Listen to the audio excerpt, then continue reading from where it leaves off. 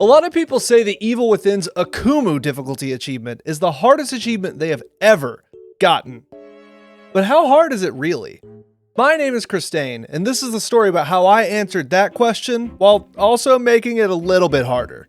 To start off, let's talk a little bit about why Akumu is such a hard challenge in the first place. Ammo is more scarce, enemies seem to have a stronger sense of strategy and will actually try to flank you and cut you off while you're running. They are very tanky. And worst of all, any damage kills you.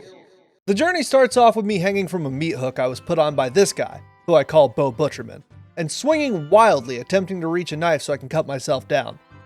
There's some stuff that happens before that, but yeah, let's just not get into it. Now, despite the man who hung me up here having unbelievable perceptive skills, he somehow doesn't hear me plummet to a solid tile floor.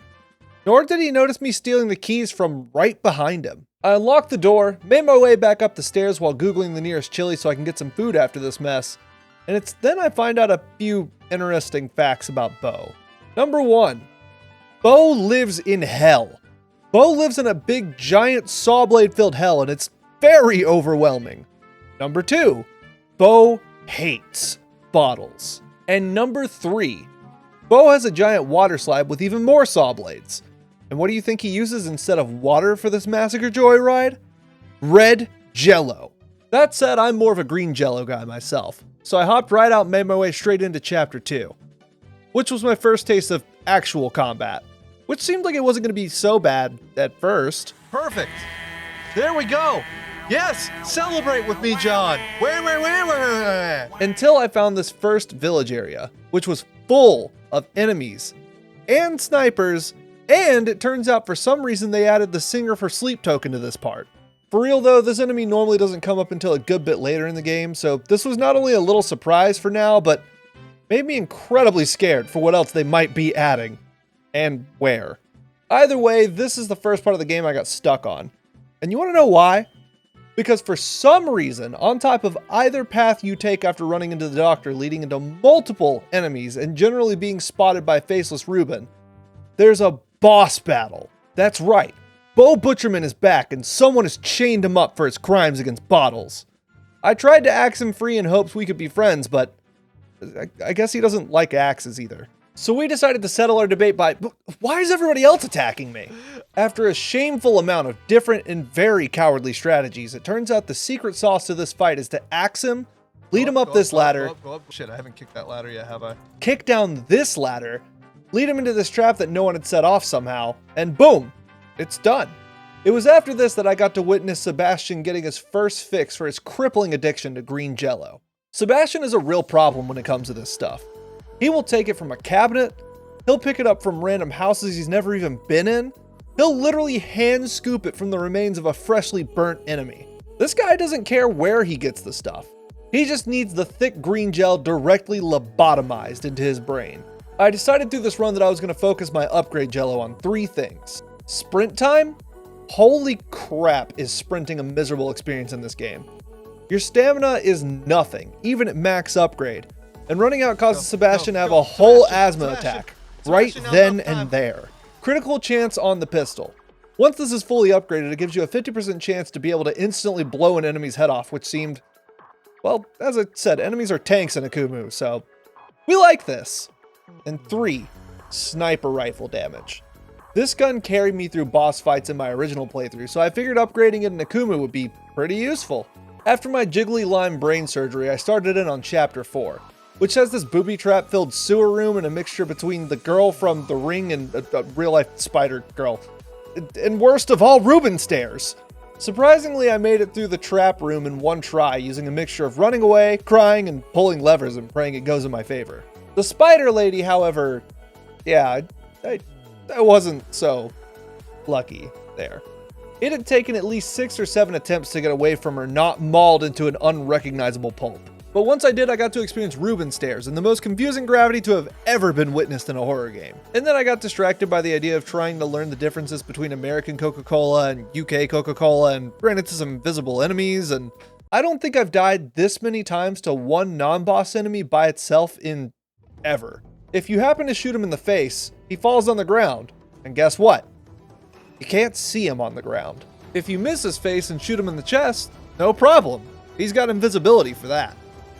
And if he happens to get close enough, he assumes you're a foot guy and gives the people exactly what they want. There's no telling if a trap bolt kills him apparently either. Kneecap then burn him, or like choke slam then foot me. I even tried shooting a bolt into him so I could at least see it floating around wherever he goes, which worked for the first one, but for some reason not for the second one. Honestly, after no tactic to fight them seemed consistent and one literally jump scared me on the other side of a door, I decided I had to approach this in a different manner. New strat. New strat! Strat not working, don't know where to go. Don't know where to go. That way. Bob and weave. Bob and weave, they can't get me this way. Strat, strat, strat, strat, strat, strat, strat. Keep moving. Keep moving. Come on. This is how we're gonna handle this. We're not even gonna fight them.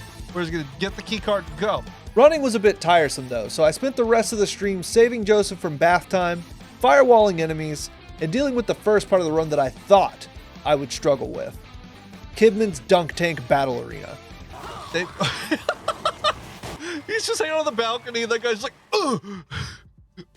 I started this section with a lot of confidence in Joseph's abilities, so I figured he could do all the work. He can't.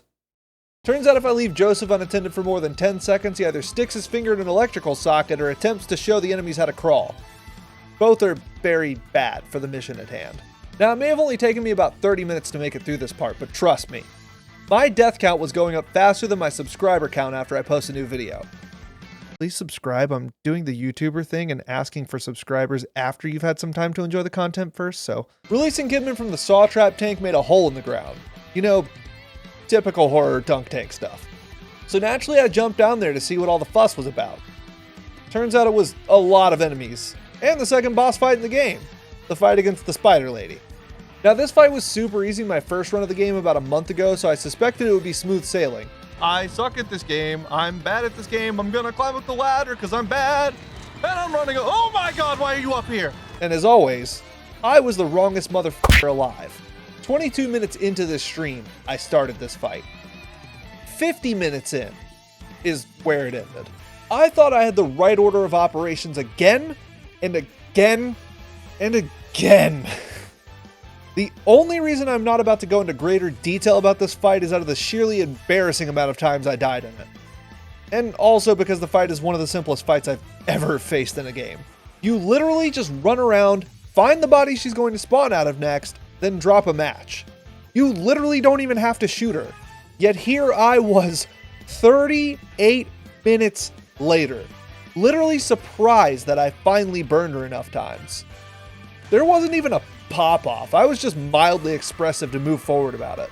That's a different scream. That's a different scream. That's not the same. It's a scream that's different than the other scream, and it sounds like it's different. Thank God. Okay, we did it. It did, however, lead to me realizing why I was doing so badly at this game, and also leading to me finding out how I was going to make the game even harder.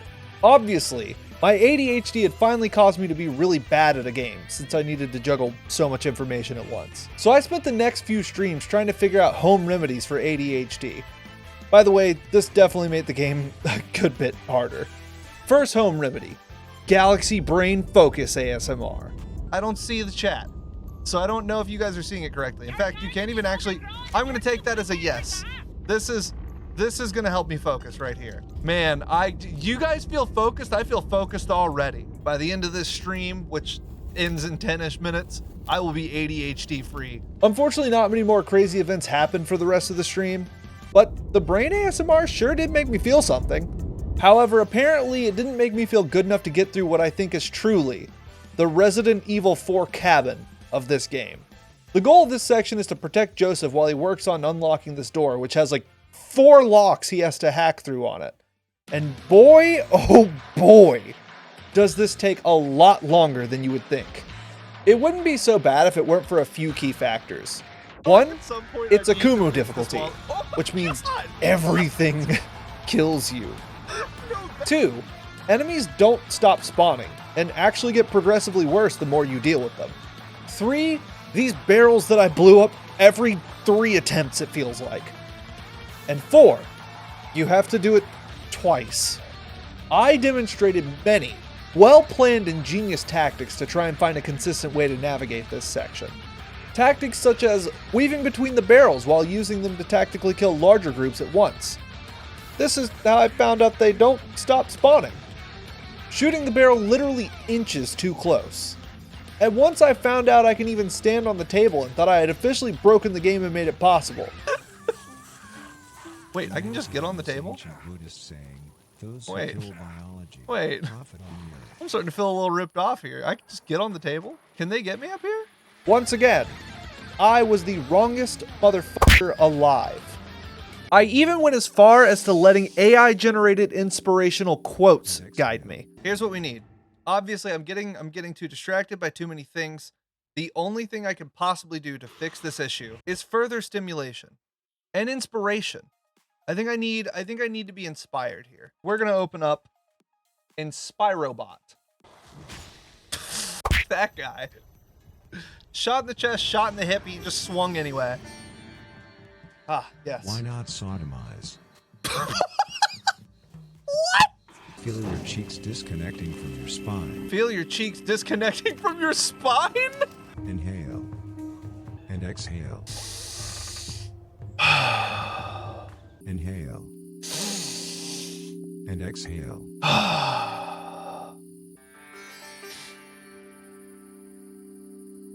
Feel how your brain is letting go of your pelvis. I can feel it. I can feel how my brain is letting go of my pelvis right now.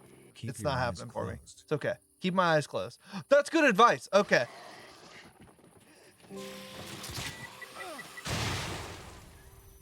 If you actually need to create the money. Did I do it? I had spent an entire 2-hour stream in this part without even reaching the second room. My death count was climbing so fast it was easier to just average it to DPM, or deaths per minute, which was roughly like 1.5 DPM by the way. It's moments like these that make me realize that I'm not actually good at video games. I'm just very patient. But then came the question, am I bad at video games? You see, after 2 hours of trying this part, I had learned the true strategy to escape this hellhole. We must loop. So obviously the strategy is looping them.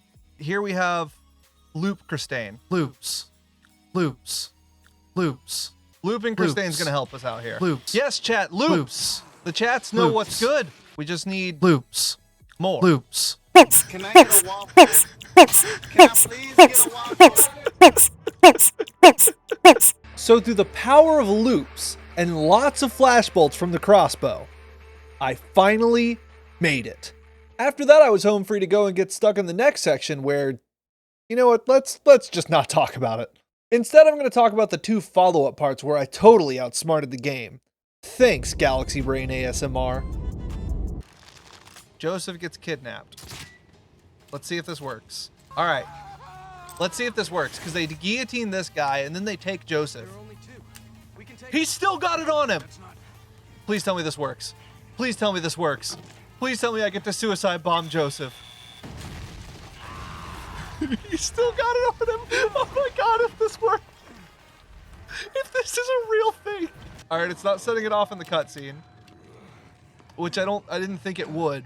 Joseph! But please tell me. Oh my god, it works! Yes! Cover me. Let's go. That one's going straight for Joseph. This one's going... Are they all going to go for Joseph? They're all going for Joseph. To explain what's going on here, the AI seems to be focused on Joseph, while the guy responsible for throwing things and taking care of me is hitting this beam. I found out later this, as well as the sticking a mine to Joseph thing, was actually a tactic that speedrunners use. Which leads us to our next test in curing ADHD. Exposure therapy.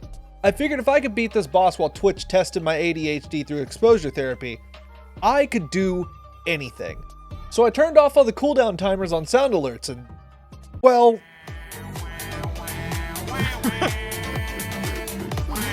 Oh god, here it goes. Oh my god, I can't tell what's going on anymore. Oh my god. Oh my god. I didn't even know it could go this deep. I didn't know it got this bad. All in all, this boss battle wasn't that bad in the moments that I could actually, hear it. Chat and I crab jammed our way through this boss fight so hard we ended up in a sewer. The sewer section of this game is filled to the brim with crazy traps and silly ways to die. There's wire traps everywhere, blades that push you towards enemies, and elevators that'll actually try to kill you. And worst of all, This thing. Lockerhead. Lockerhead sections of this game are like boss fights, where the only way to beat the boss is to solve barely difficult but heavily time-consuming puzzles. And oh my god, this guy is the worst. Most of what I dealt with in this section was turning valves to get rid of the gas so I don't die from poison while Locker Man chases me. Like a lot of boss fights in this game, it's a simple concept, but I often found myself dying in very questionable ways. Wait, why did he place a trap? Wait, no! Shit! Also, like a lot of games of this genre, there was a bit of a lull towards the middle of the game where things got surprisingly easier. I don't know if it was because I was getting better at the game or just finally getting enough upgrades and ammo to deal with it, but even in the section where you fight a bunch of enemies in a barn that's literally on fire, I feel like I breezed through this pretty handily. Of course, all easy parts of these games have prices to pay, and this one's was easily this section. I found myself pushing some type of electric probe key thing. I don't know, man. I just play the games. Little did I know that key was to open up the gates of, oh my god, enemies everywhere. It took me quite a few tries to make it through this room. I had a general idea of how to do it. Weave past the first enemies, run through the hallway, make it past the big blind guy. But the problem was I could not figure out the making it past the blind guy part. I tried so many different movements and types of bolts, but after 30 minutes of that being the only enemy to kill me in this room, it turns out I just needed a single electric bolt. Unfortunately, my struggles wouldn't end there either, because the next room had literally 2 of this guy. Seriously, why is it that when games decide you have to have an annoying enemy, that they want to add a second one? And you know what? Fine. Time to march right in there, shoot 2 electric bolts, then... God damn! One of the funniest things about doing these challenge runs is how often parts of the games that were really hard for me on a casual run are surprisingly easy to do during an actual challenge run. Like the Iosi monster? Beat him in less than like 5 attempts. Billy the what the f themed bass? Easy money. But then, there's the other side of that coin. The parts that are super simple in your first playthrough, but then comes the challenge run to ruin your entire memory of that section. And that was this garage door full of, surprise, more enemies. Imagine a Jack-in-the-Box, except the Jack-in-the-Box is full of a fuck you amount of enemies that can one-shot you. Now give the last wave of them guns and have them hire a hitman to try and snipe you at insanely inconvenient times. Not only did this section pop up during a stream where we were once again trying to cure ADHD through physical activity Okay. and proper hydration. I drank 9 bottles of water before the end of the stream. Send help. But it also was the biggest shock to me ever that I struggled at all with it being how simple of a part it was. All you have to do is take out the first guys, then get the garage door to open, shoot a firebolt, kill those guys, shoot another firebolt, snipe the sniper before he gets you in his scope and all, then shoot another firebolt. Problem was, I didn't have 3 firebolts and the game's aiming mechanics finally started to rear their ugly head in. Turns out unless you upgrade the accuracy, the weapon can just shoot in random directions sometimes. Add those facts up with me honestly not being that great of a shot and you have 50 plus minutes of this.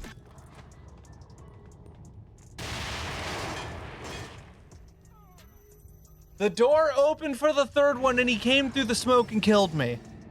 And if that part's not bad enough, it only has one small fight between it and the lift. The lift is a section in which you are jammed into a small lift that moves towards enemies with no cover available. There are gun guys, there are crossbow guys, there are guys who throw hatchets, and worst of all is the magic fireball guys who engulf you in the flames of unnecessaryism.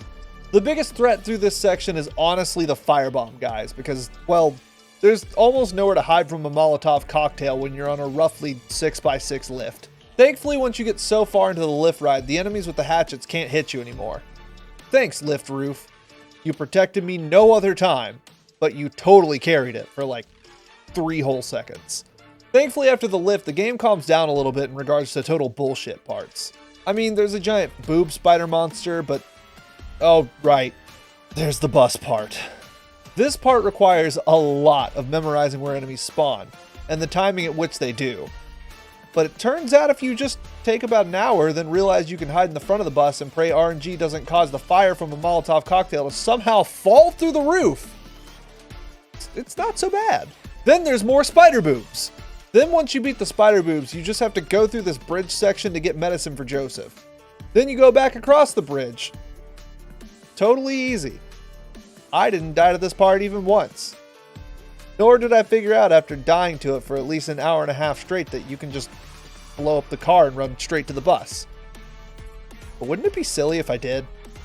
After getting back in the bus, we were finally on our way to the ending sections of the game.